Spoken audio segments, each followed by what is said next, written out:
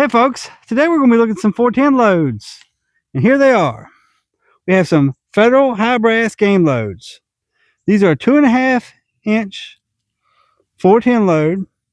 They have a half an ounce of number 6 in them, and according to the box, they're moving at 1,200 feet per second. Now, I don't normally buy 2.5 inch shells because I hand load brass 2.5 inch shells.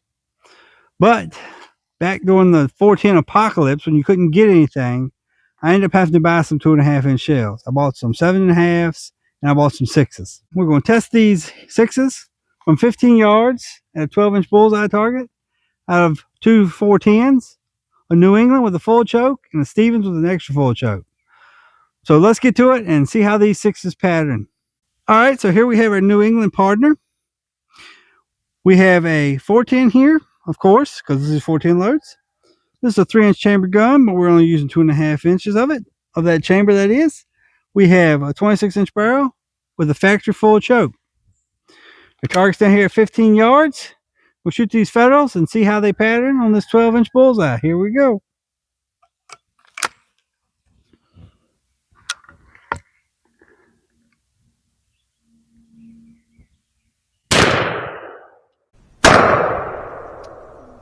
I think I seen the wad and bounce off of it, and I think I see a few holes.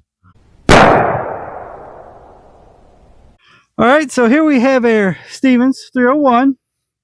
We have a 26 inch barrel with an extra full choke and a 3 inch chambered 410 right here. Let's shoot these Federals at a 12 inch bullseye target down there at 15 yards and see if we get these 6s to give us any sort of good pattern. So here we go.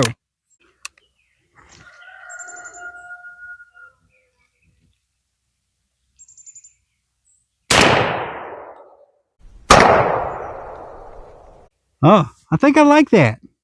All right, so here we have our Stevens 301.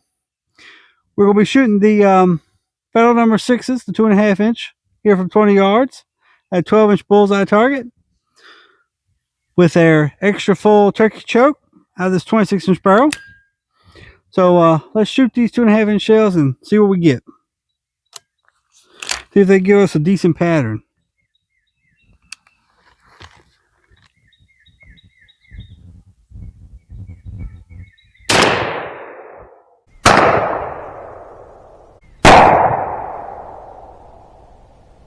All right, I believe I see some holes.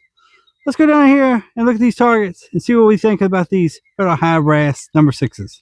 All right, so here we have the targets that we shot with the Federal high brass game loads. And here's the box. They're a 410 load with a half an ounce of number 6s in them, moving at 1,220 feet per second. Of course, they're a 2.5 inch shell. Their purpose is for small game. So let's look at these targets and see what we got. So here we have the Stevens 301, the target we shot with the extra full choke at 20 yards. We ended up with about 30% of the load in the 8 inch circle and 50% in the 12 inch circle. We got pellets here at point of aim. We got enough that if this had been a squirrel, we would have got it. Got enough if it had been a rabbit, we would have gotten it. Now, we look up here at the Stevens 301 with the extra full choke from 15 yards, and we really peppered the target. We've got 45% of the load in the 8 inch circle, and we got 75% in the 12 inch circle. So if this had been a squirrel or rabbit, we definitely would have got that as well. The New England did not perform as well. So we didn't even shoot the New England at 20 yards. We only shot at 15.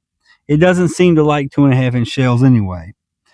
So we got about 15% of the load in the 8 inch circle and about a third of the load in the 12 inch circle. We got very few pellets at point of aim. They're kind of all around. A squirrel probably would have shook this off.